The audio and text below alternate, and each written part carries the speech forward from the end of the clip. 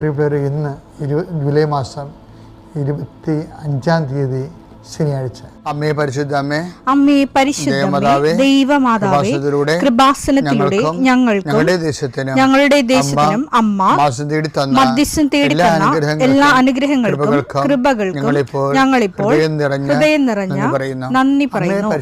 അമ്മേ പരിശുദ്ധമ്മേ ദൈവമാതാവേ, 2004 ഡിസംബർ 7 ഉച്ചകഴിഞ്ഞ് 2:30 കൃപാസനത്തിൽ സംഭവിച്ച അമ്മയുടെ പ്രത്യക്ഷപ്പെടലിനെ കുറിച്ച് തിരുസഭയ്ക്ക് സമർപ്പിച്ചിരിക്കുന്ന പഠനരേഖകളുടെ മേൽ സഭാത്മകമായ പഠനം ആരംഭിക്കുവാൻ ഞങ്ങൾ പ്രാർത്ഥിക്കുന്നു.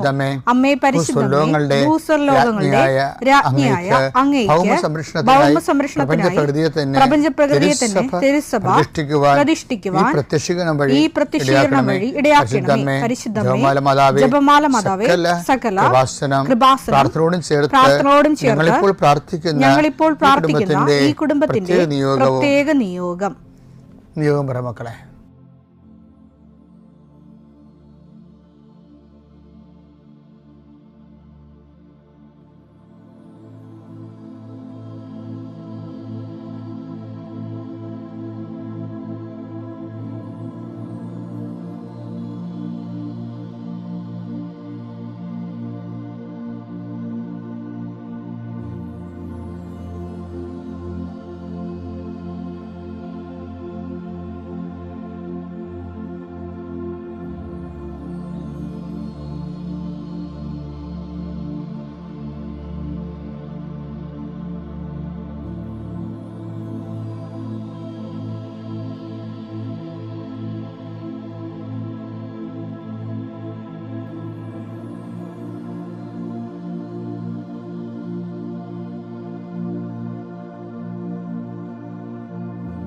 അമ്മയുടെ പ്രത്യക്ഷീകരണത്തിന്റെ ഈ അനുഗ്രഹവേളയിൽ ഞങ്ങൾക്ക് സാധിച്ചു തരുവാൻ കനിയണമേ.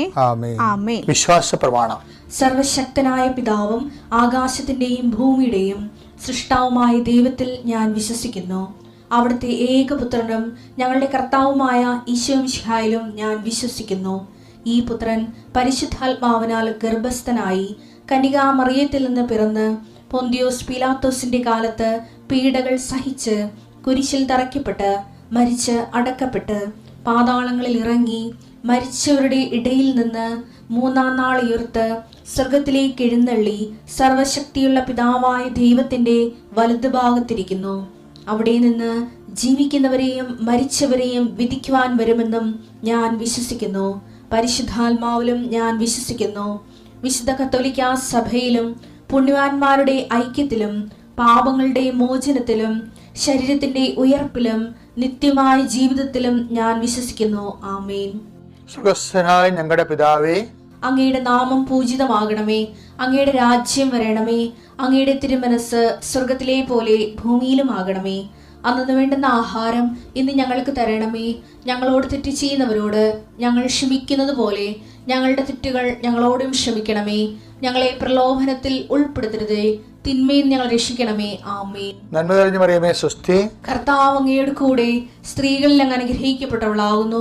അങ്ങയുടെ ഉദരത്തിൻ ഫലമായി ഈശോ അനുഗ്രഹിക്കപ്പെട്ടവനാകുന്നു. പരിശുദ്ധ മറിയമേ, തമ്പുരാന്റെ അമ്മേ, പാപികളായ ഞങ്ങൾക്ക് വേണ്ടി ഇപ്പോഴും ഞങ്ങളുടെ മരണസമയത്തും തമ്പുരാനോട് അപേക്ഷിക്കണമേ. ആമേൻ. കർത്താവിന്റെ ഉന്നതമായ നാമത്തിന് സ്വസ്ഥം ചെയ്യുന്നു. കർത്താവിന്റെ വിശുദ്ധ പൗരോഹിത്യത്തെ മഹത്വപ്പെടുത്തണമേ. കർത്താവ് സഭയിലുള്ള സാന്നിധ്യം പ്രകടമാക്കണമേ. 40 വർഷം ഞാൻ അർപ്പിച്ച കൃപാന്റെ യുഗതിയാൽ കൃപാസ്ഥാനത്താരെ ജീവനോടെ പ്രത്യക്ഷപ്പെട്ട മാതാവിന്റെ മധ്യസ്ഥത്താൽ ഞാൻ മക്കളെ ഈശോ നാമത്തെ ആശീർവദിക്കുന്നു. കർത്താവെ, ജോലിയില്ലാത്തവര്, വീടില്ലാത്തവര്, ജീവിതത്തിൽ കലഹങ്ങളും ഭിന്നതകൊണ്ട് പിരിഞ്ഞു താമസിക്കുന്ന ജീവിത പങ്കാളികളെ, കുഞ്ഞുങ്ങളുടെ തെറ്റായ അവസ്ഥകൾ കണ്ട് വിഷമിക്കുന്ന മാതാപിതാക്കന്മാരെ,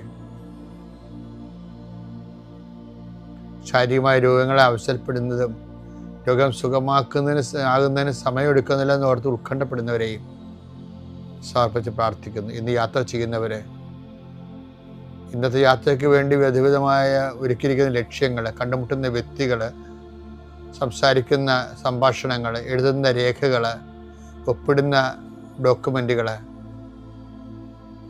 പങ്കെടുക്കുന്ന ഇൻ്റർവ്യൂകൾ, സെൻഡ് ചെയ്യുന്ന മെസ്സേജുകൾ എല്ലാം കർത്താവിൻ്റെ കൃപയാൽ നിറയപ്പെടാനും, നീ ഇന്ന് തിരികെ എത്തുന്ന സമയത്ത് കർത്താവിൻ്റെ കൃപ നിന്നെ നിറഞ്ഞു നിന്നുകൊണ്ട് സന്തോഷം വന്ന് ഉറങ്ങുവാനും, ഇന്നത്തെ ദിവസം മുൻനിർത്തി നീ കണ്ടുമുട്ടുന്ന ഓരോ നിമിഷങ്ങളെയും, നിൻ്റെ ഓരോ സമയങ്ങളെയും, സന്ദർഭങ്ങളെയും, എല്ലാം സംരംഭങ്ങളെയും പരിശുദ്ധമ്മ ദൈവമാതാവിൻ്റെ മധ്യസ്ഥത്തിലെ രാത്രിയും തിരിച്ചെത്തുന്നവരെ കർത്താവിൻ്റെ നാമത്തിൽ മാതാവിൻ്റെ മധ്യസ്ഥതയും ഞാൻ നിൻ്റെ ജീവിതത്തെയും നിൻ്റെ കുടുംബത്തെയും ഈശോ നാമത്തെ ആശീർവദിക്കുന്നു. എൻ്റെ പ്രിയപ്പെട്ട ഈ ദിവസങ്ങളെല്ലാം സത്യം വന്നൊരു വചനമാണ് ഹോശയ 10:12 എടുത്തേ. നീതി വിതയ്ക്കുവിൻ, കാരുണ്യത്തിന്റെ ഫലങ്ങൾ കൊയ്യാം. തരിശുനിലം ഉഴുതുമറിക്കുവിൻ, കർത്താവിനെ തേടാനുള്ള സമയമാണിത്. ഈ വചനത്തിന്റെ പ്രത്യേകത എന്ന് വെച്ച് കഴിഞ്ഞാൽ, കാരുണ്യം എന്ന് പറഞ്ഞാൽ എന്താണ്? Not by merit but by grace എന്ന് വെച്ച് കഴിഞ്ഞാൽ അത് ദൈവം ഏകപക്ഷീയമായി നൽകുന്ന ദൈവാനുഗ്രഹമാണ് കാരുണ്യം എന്ന് പറയുന്നത്.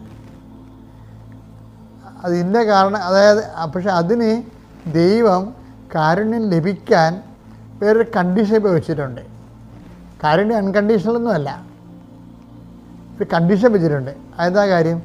നീതി പ്രവർത്തിക്കുവിൻ, കാരുണ്യത്തിൻ്റെ ഫലം കൊയ്യാം. അപ്പോൾ നമ്മളെ ഉടമ്പടിയിൽ വരുമ്പോൾ എന്താ പ്രശ്നം വെച്ച് കഴിഞ്ഞാൽ, നമ്മളെല്ലാ കാര്യവും നീതിപൂർവ്വമായിരിക്കണം ചെയ്യണം. നീതിപൂർവ്വം, അനീതി ചെയ്യരുത് വരയ്ക്കത്. കാര്യം ഇപ്പോൾ പൗലോസ് അപ്പോസ്തലൻ പറഞ്ഞില്ലേ, ബഹുമാനം ആവശ്യമുള്ളവർക്ക് ബഹുമാനം കൊടുക്കുവിൻ. അവതിനടുത്ത് റോമ 13:7 ഓരോരുത്തർക്കും അവകാശപ്പെട്ടിരിക്കുന്നത് കൊടുക്കുക. അതാണ് നീതി എന്ന് പറയുന്നത്. ഓരോരുത്തർക്കും അവകാശപ്പെട്ടിരിക്കുന്നത് കൊടുക്കുവിൻ. എന്താണത്? നികുതി അവകാശപ്പെട്ടവന് നികുതി. നികുതി അവകാശം, അത് ദൈവം ഇതിൽ നിന്ന് കോംപ്രമൈസ് ചെയ്യത്തില്ല. ഏറ്റവും വലിയ പ്രശ്നം അതാണ്. നമ്മൾ ദൈവത്തിനെ വട്ടം പിടിച്ച് ടാക്സ് വെട്ടിക്കാമെന്ന് ആരും വിചാരിക്കേണ്ട. ദൈവം ഈ ടാക്സ് വെട്ടിക്കുന്നതിൻ്റെ ഭാഗം അതല്ല. എന്താ പ്രശ്നം? ആ വിജയകുമാറിൻ്റെ, നമ്മുടെ വിജയകുമാർ ബ്രദറല്ലേ, അങ്ങേര് ഇടയ്ക്കൊരു സാക്ഷ്യം പറയും. മനസ്സിലെ അങ്ങേർക്ക് 90 ലക്ഷത്തിൻ്റെ ഒരു ടാക്സ് വന്ന് അത് വലിയ ഇഷ്യൂ ആയി. പുള്ളിക്കാണെങ്കിൽ അന്നത്തെ സാമ്പത്തികം എനിക്കറിയാവുന്നതാണ്. അതിങ്ങനെ ബാങ്കിൽ നിന്ന് ഓവർ ഡ്രാഫ്റ്റ് എടുത്തുകൊണ്ട് നിൽക്കേണ്ട കാലമായിരുന്നു. ബിസിനസ്സൊക്കെ പൊട്ടി, ബിസിനസ് ഇല്ലാതെയായി. 10-15 കൊല്ലം ബിസിനസ് ഇല്ലാതെയായി. അപ്പോൾ ഓവർ ഡ്രാഫ്റ്റിലാണ് പോണത്. അപ്പം അതിൻ്റെ ഇടയ്ക്കാണ് ടാക്സ് വരണത് 90 ലക്ഷത്തിൻ്റെ പഴയ അക്കൗണ്ടിൽ നിന്ന്. അപ്പോൾ അദ്ദേഹം ഞങ്ങൾ ഒരുമിച്ച് പ്രാർത്ഥിച്ചു. അതിനുശേഷം അദ്ദേഹത്തിന് ഒരു ഐഡിയ കിട്ടി. അതിന് രാത്രി ഒറ്റക്ക് മുറിയിരുന്ന് പ്രാർത്ഥിച്ചപ്പോൾ ഏകദേശം ഇതുപോലെ കർത്താവിൻ്റെ വചനമെടുത്ത് എടുത്തപ്പോൾ അവിടെ വചനത്തിൽ എന്താ പറഞ്ഞറിയുമോ? ടാക്സ് ആവശ്യമുള്ളവർക്ക് ടാക്സ് കൊടുക്കണമെന്നാണ് പറഞ്ഞത്. അല്ലാതെ നീ അതിൽ നിന്ന് അവരെ കണ്ണിപ്പൊടി എടുത്ത് അവരെ വെട്ടിക്കണമെന്നല്ല പറഞ്ഞത്. അതേ റോമ 13:7 ഓരോരുത്തർക്കും അവകാശപ്പെട്ടിരിക്കുന്നത് കൊടുക്കുവിൻ. ഓരോരുത്തർക്കും അവകാശപ്പെട്ടിരിക്കുന്നത് കൊടുക്കുവിൻ. നികുതി അവകാശപ്പെട്ടവന് നികുതി. അതാണ് നികുതി അവകാശപ്പെട്ടവന് നികുതി. ചുങ്കം അവകാശപ്പെട്ടവന് ചുങ്കം. ചുങ്കം അവകാശപ്പെട്ടവന് ചുങ്കം. ആദരം അർഹിക്കുന്നവന് ആദരം. ആദരം അർഹിക്കുന്ന ആൾക്കാരുണ്ടാകത്തില്ലേ? ഞാനാണെങ്കിൽ ഇതിൻ്റെ ഒരു ഉദാഹരണം. ഞാൻ 1-ാം ക്ലാസ് പഠിപ്പിച്ച ടീച്ചറായാലും ഞാൻ അവിടെ മുമ്പിൽ നിൽക്കുമ്പോൾ പഴയ കൊച്ചാട് നിൽക്കും. അവരിങ്ങനെ സുഖമൊക്കെ പറഞ്ഞു നിൽക്കും, ഞാനത് മൈൻഡ് ചെയ്യത്തില്ല. എന്താ കാര്യം? കർത്താവ് നമുക്ക് അക്ഷരം പറഞ്ഞു തന്ന ആളാണ്, നമുക്ക് കണക്ക് പഠിപ്പിച്ചു തന്നിരുന്ന ആളാണ്. ഇന്നിപ്പോൾ നമുക്ക് അവരെക്കാൾ വിദ്യാഭ്യാസം ഉണ്ടാകാം, പക്ഷേ അതല്ല, അവരെ ആദരം അർഹിക്കുന്നുണ്ട്. ഇപ്പം ചിലർ വരുമ്പോൾ നമ്മൾ എഴുന്നേക്കത്തില്ല. നമ്മളെക്കാൾ ഒരു വയസ്സാണ് 2 വയസ്സ് കൂടിയാൽ തന്നെയും നമ്മളത് ബഹുമാനിക്കവരാ. അതെന്താണ്? ആദരവ് അർഹിക്കുന്നവർക്ക് ആദരവ്. ഉടമ്പടിയിലുള്ള മക്കൾ ഒരിക്കലും നിങ്ങളുടെ കർത്താവ് കുറ്റം ആരോപിക്കാത്ത ആൾക്കാരായിരിക്കണം. കർത്താവ് കുറ്റം ആരോപിക്കുന്നത് ഈ വചനം വെച്ചുകൊണ്ടാണ്. നീ ആദരവ് അർഹിക്കുന്നവർക്ക് ആദരവ് കൊടുത്തു. ഇപ്പം ബിഷപ്പൊക്കെ വന്നു കഴിഞ്ഞാൽ ഞാൻ മോസ്റ്റ് ആദരവോടുകൂടി കാണുന്ന ഒരാളാണ് ബിഷപ്പ്. ഈശ്വർ വൈ ഏത് ബിഷപ്പായാലും, പ്രത്യേകിച്ച് ആലപ്പുഴത്തെ ബിഷപ്പ്. അതെന്താ സംഭവിച്ചു കഴിഞ്ഞാൽ നമുക്കറിയാം ആരാണ്. കാര്യം എൻ്റെ ബിഷപ്പ് എന്നേക്കാൾ ജൂനിയറായിട്ട് പഠിച്ച ആളാണ്. പക്ഷേ എനിക്കറിയാം ആരാണ് അപ്പോസ്റ്റലാണ് അദ്ദേഹമാണ് സഭയെ പരിശുദ്ധാത്മ ഏൽപ്പിച്ചിരിക്കുന്നത്. അപ്പം അദ്ദേഹത്തെ കൊണ്ട് ഷെയ്ക്കാൻ്റെ കൊടുക്കുകയല്ലേ ഈ യൂറോപ്യൻസിലേക്ക് ഏറ്റവും വലിയ ഇത് യൂറോപ്യൻസ് വേറെ സ്റ്റൈലാണ്. ഇന്ത്യക്കാരെ കുറച്ചുകൂടി നല്ലതാണെന്നൊന്നും അറിയാൻ പാടില്ല, പക്ഷേ എന്നാലും ആദരവ് കാണിക്കുന്ന ആൾക്കാരാണ്. യൂറോപ്യൻസ് ഷെയ്ക്കാനാണ് ചെയ്യണത്, അത് ആദരവിൻ്റെ ഭാഗമാണ്. പക്ഷേ നമ്മൾ നമസ്കാരം പറയുമ്പോൾ നമ്മൾ ഓർക്കും ഇത് ആദരവാണെന്ന് ഓർക്കും.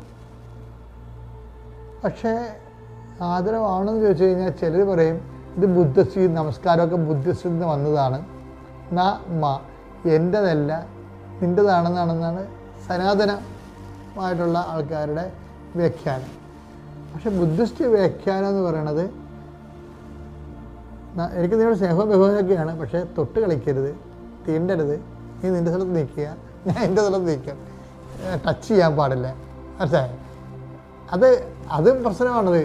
അത് ബുദ്ധിസം തന്നെയല്ലേ, മനുസ്മൃതിയിൽ നിന്നും കൂടി കയറി വരാം. നമ്മൾ വളരെ ഭംഗിയായിട്ട് പറയുന്ന ചില കാര്യങ്ങൾക്ക് ഇതുപോലെ ചില പണ്ട് പൂർവ്വപിതാക്കന്മാർ ജീവിച്ച മാനവികത വളരുന്നതിന് മുമ്പുള്ള ഉണ്ടായിരുന്ന കാഴ്ചപ്പാടുകൾ ചിലപ്പോൾ ആചാരാനുഷ്ഠാനങ്ങളിലേക്ക് കയറി വരാം. പക്ഷേ നമ്മൾ അത് എന്ത് ചെയ്താലും ചെയ്യണമെന്ന് ആദരവോടെയാണ് ചെയ്യുന്നതെങ്കിൽ അതാണ് വിഷയം. പൂർവികരുടെ ചില ആചാരം നമ്മൾ എടുക്കുമ്പോൾ നമ്മളെന്ത് മനോഭാവത്തിലാണ്, ഇപ്പോൾ ചില ആൾക്കാരോട് നമ്മളെല്ലാവരോടും സ്തുതി പറയാൻ കാര്യം നമ്മളെന്ത് മനോഭാവത്തിലാണ് പറയണത്, അത് പറയണത് നമ്മൾ അവരെ ബഹുമാനിക്കുന്നതാണ്. അതാണ് ആദരവ് അർഹിക്കുന്നവർക്ക് ആദരവ് കൊടുക്കുകയും. അതിൻ്റെ അടുത്ത വാക്യം വായിച്ചേ, ബഹുമാനം നൽകേണ്ടവന് ബഹുമാനം. അപ്പോൾ ഈ ബഹുമാനവും ആദരവും ഒക്കെ, അതായത് അത് കൊടുക്കാത്ത ആൾക്കാരുണ്ട്. അതിൻ്റെ അർത്ഥം അഹന്ത എന്നതിൻ്റെ അർത്ഥം അവർക്ക് അഹന്തയാണ്. ഞാൻ ഇങ്ങനെ മറ്റുള്ളവരോട് ഇങ്ങനെ ആദരവ് കാണിക്കുമ്പോൾ ഞാൻ കുറഞ്ഞു പോകുമോ എന്നുള്ള ഒരു മിഥ്യാധാരണയെ വരണത്. അപ്പോൾ ഇന്ന് പക്ഷേ ഒരു അഹങ്കാരിയായിട്ട് ആൾക്കാരുമായിട്ട് ദൈവം ഉടമ്പടി നമുക്ക് പോയി ബലം പറയുക ചെയ്യാം.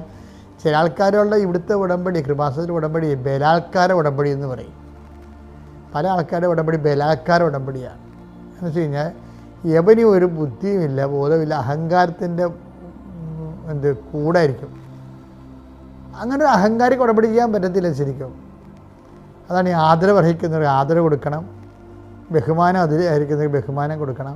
അപ്പോൾ അത് അങ്ങനെ കൊടുക്കുമ്പോൾ എന്താ വെച്ചാൽ നമ്മൾ എളിമയുള്ളവരും വിനയമുള്ളവരായി മാറുകയും ദൈവകൃപയ്ക്ക് പാത്രമാകുകയും ചെയ്യും. നിന്റെ സ്വഭാവം പെരുമാറ്റങ്ങൾ ശ്രദ്ധിക്കണം ഉടമ്പടിയിൽ. നീ ഓരോ ദിവസവും വളരുകയല്ലേ, താഴേക്ക് തളരുകയല്ലല്ലോ ചെയ്യണത്, ശ്രദ്ധിക്കുക. ഇതാ എൻ്റെ മുത്തൻ്റെ പരിശുദ്ധ നാമത്തിൽ.